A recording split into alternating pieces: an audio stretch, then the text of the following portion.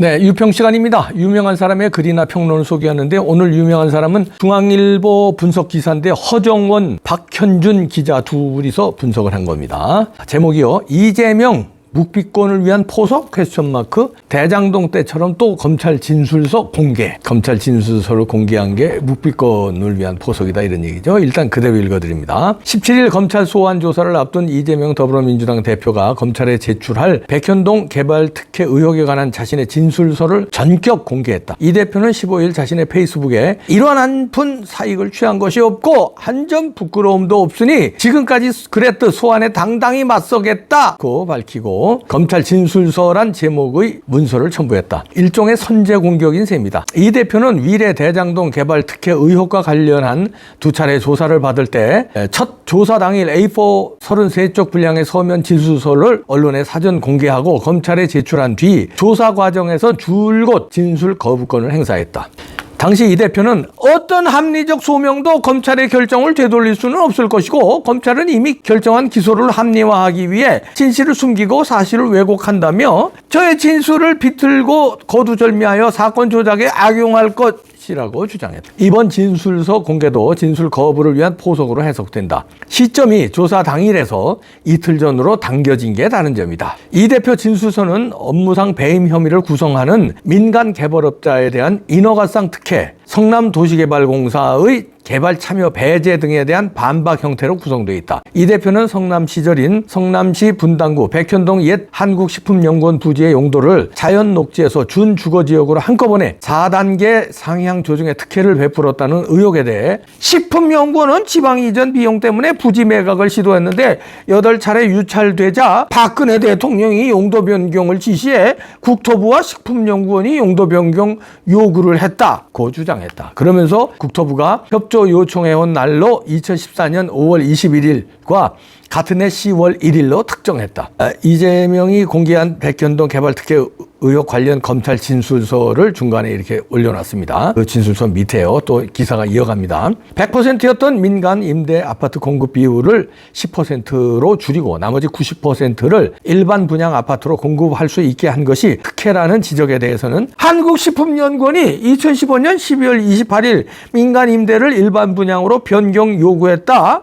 실무부서가 요구 수용을 건의해 결제 라인을 거쳐 승인했다. 고 설명했다. 성남도시개발공사가 백현동 개발 참여에서 배제돼 민간업자들의 이익이 증가했다는 부분에 대해서도 도시개발공사의 사업 참여는 용도 변경 조건이 아니었다. 감사원 감사보고서에 의하면 도시개발공사는 사업 참여 의사가 없었다고 주장했다. 또 원칙적으로 시나 공사는 토지 소유자의 개발 참여에 참여할 권리가 없고 시장이나 민간 사업자도 공사를 참여시킬 이유가 없다. 고 설명했다. 이 대표는 특히 백현동 사업 지분을 공사에 주게 했다면 직권남용 제3자 뇌물죄로 검찰이 조사했을 것이라며 검찰이 기소를 정해놓고 꿰맞추기식 수사를 하고 있다고 비판했다. 이 대표는 아울러 시는 백현동 개발 이익 중 약 1,000억 원의 R&D 부지 7,500여 평을 확보했다고 밝혔다. 용도 변경에 따른 손해가 발생하지 않아 배임이 성립하지 않는다는 취지다. 검찰, 이 대표가 백현동 개발업자 특혜 최종 결정. 같은 사업 전개 과정을 바라보던 검찰의 시각은 이 대표의 입장과 판이하다. 우선 용도 변경 특혜의 경우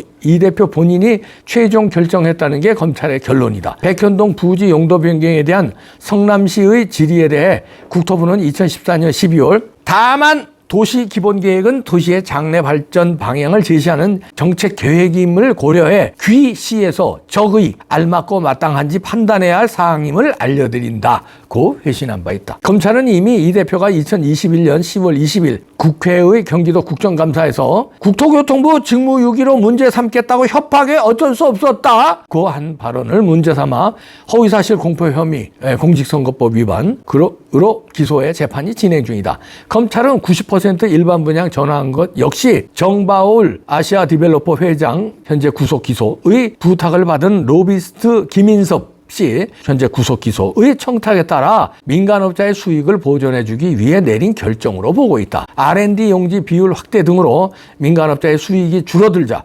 본격적인 로비가 진행됐다는 것이다. 검찰은 성남 도계공의 참여를 배제한 것도 이 대표의 뜻이라고 보고 있다. 애초에 이 대표가 성남 도계공을 백현동 사업에 참여시킬 것이라는 자필 메모를 남기는 등 초기에는 성남 도계공의 사업 참여를 강요했지만 이후에 입장을 변경했고 그 사이에 개발업자들의 로비가 전개됐다는 것이다. 검찰은 배임 혐의에 해당하는 액수를 318억 원 플러스 알파로 기본 형태로 잡고 있다. 백현동 개발 사업에 따른 분양이익 3,185억 원 가운데 성남 도계공이 공사 참여했을 때 얻을 수 있었던 지분 10%인 318억 원의 기타 배당 이익 등을 합한 금액이다. 검찰 관계자는 초기부터 그렇게 공공개발을 강조하던 이 대표가 김인섭 등의 청탁 이후 민간업자에게 유리하게 사업 구조가 바뀐 건 상식적으로도 납득이 안 되는 상황이라며 위례 대장동 개발 특혜 의혹과 구조가 유사하다고 보고 있다고 말했다. 이렇게 중앙일보의 박현준,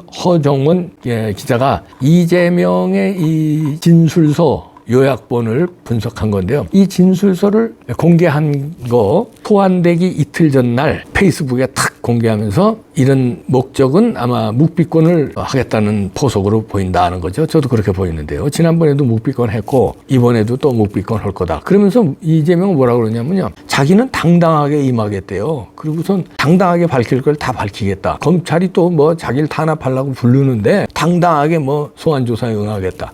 야, 재명 씨, 야, 묵비권 행사하는 게 당당하게 임하는 거냐? 검찰이 물어보면 그 자리에서 묻고 그 물어보는데 대답을 하면 그 대답에 대해서 또 검찰이 의문 나는 거 묻고 이렇게 하는 게 조사지. 야, 일방적으로 네 그냥 합리적인 거 진술서 떡내고 입 쳐닫고 있는 게 야, 그게 당당하게 임하는 거냐? 요건 왜 그러냐면요. 이게 그래도 꼴레저 변호사 아닙니까? 이 변호사니까 법을 잘 알거든요. 어차피 자기가 변명해봐야 거짓말 해봐야 죄가 오히려 더 커집니다. 거짓말을 자꾸 늘어놓으면 그 거짓말이 또 단서가 되니까 묵비권 행사하고 어차피 재판 과정에서 다툰다 이런 얘기예요. 그리고 이렇게 묵비권 하면서도 소환에 응하는 건 나는 소환에 당당히 응했다 이런 제스처 쓰고 그러면 이제 구속영장을 피할 수 있습니다. 왜냐하면 소환에 다 응했는데 구속영장이라는 건 도주 의사가 있을 때 증거인멸의 우려가 있을 때 치는 거거든요. 그러니까 자기는 부르는 대로 다 나갔다 이거죠. 그러면서 언론에다 대고 당당하게 임했다 그러는데 묵비권 했잖아. 당당하게 임한 건 아니죠. 이래놓고 시간을 끄는 거죠. 이렇게. 그리고 재판이 열리는 건 시간이 좀 있어야 되는 거예요. 그리고 재판도 한 번에 끝나는 게 아니거든요. 이런 재판은 여러 번 합니다. 그럼 재판이 벌써 날짜가 아직 안 잡혔고 이거에 대해서는요. 지금 다른 거는 지금 재판을 받고 있죠. 근데 요거는 이제 재판 받기 전에 검찰 소환을 받아서 이렇게 진술서를 보낸 건데, 국민들한테 탁 펼쳐 보이고, 그것도 그 진술서라는 건 순전히 자기 주장이잖아요. 여기 제가 왜 이 기사를 소개했냐면요. 잘 비교를 했더라고요. 검찰의 주장, 또 이재명의 새빨간 거짓 주장. 이 비교를 다 이 기사에 나열을 해놨길래 여러분들이 판단하시라는 얘기죠. 딱 봐도 이재명이 거짓말 치는 거고요. 딱 봐도 검찰의 주장이 맞는 거고요. 처음에는 정부에서 국토부에서 압박을 해가지고 어쩔 수 없이 용도 변경 해줬다는 거 아니에요? 4단계나. 그렇게 거짓말했는데 그게 이제 선거법 위반에도 걸린 겁니다. 그랬더니 지금은 박근혜 대통령까지 끌어들였어요. 박근혜 대통령 용도 변경을 지시한 거다. 박근혜 대통령이 지시해서 국토부가 이렇게 한 거다 이런 얘기죠. 그러니까 지금 댓글에 야 하다가 이제 박근혜 대통령까지 끌어들이냐? 그 다음에 이제 바라면 이제 이승만 대통령까지 올라가겠다 이런 댓글이 또 달리고 그럽니다. 그리고요. 아니 이제 국민을 너무 무식하게 보는 것 같아. 지가 거짓말을 이렇게 둘러대면요. 거기에 이제 넘어갈 줄 아는 이제 검찰하고 재판부는 안 넘어갈 줄 알죠. 그러나 검찰 조사받고 재판은 제가 말씀드렸습니다. 시간이 많이 걸리거든요. 총선 이후에요. 총선 이후로 넘어가요. 그러니까 우선 거짓말을 해대고 언론 플레이 하는데 그 언론 플레이에 국민이 속아 넘어가는 줄 알아요. 야, 법 공부는 안 했지만 너는 그래도 법대 나와서 뭐 사법고시 뭐 붙었지만 국민들이 이렇게 바보가 아니야. 네 거짓말은 다 알아. 그리고 이번 한 번만 거짓말했으면 혹시나 또 이렇게 쏘을 수도 있어요. 그래, 박근혜 대통령이 지시해서 용도 변경 안 되는 거 4차례 해줬나? 이게 혹시나 쏘을 수 있어요. 근데 김인섭이 구속됐잖아. 김인섭이가 누군데? 너를 키워준 사람이야. 이재명을 정동영한테 소개시켜서 정동영 비서실장부터 시작해서 오늘날 이렇게 큰 사람이 이재명이야.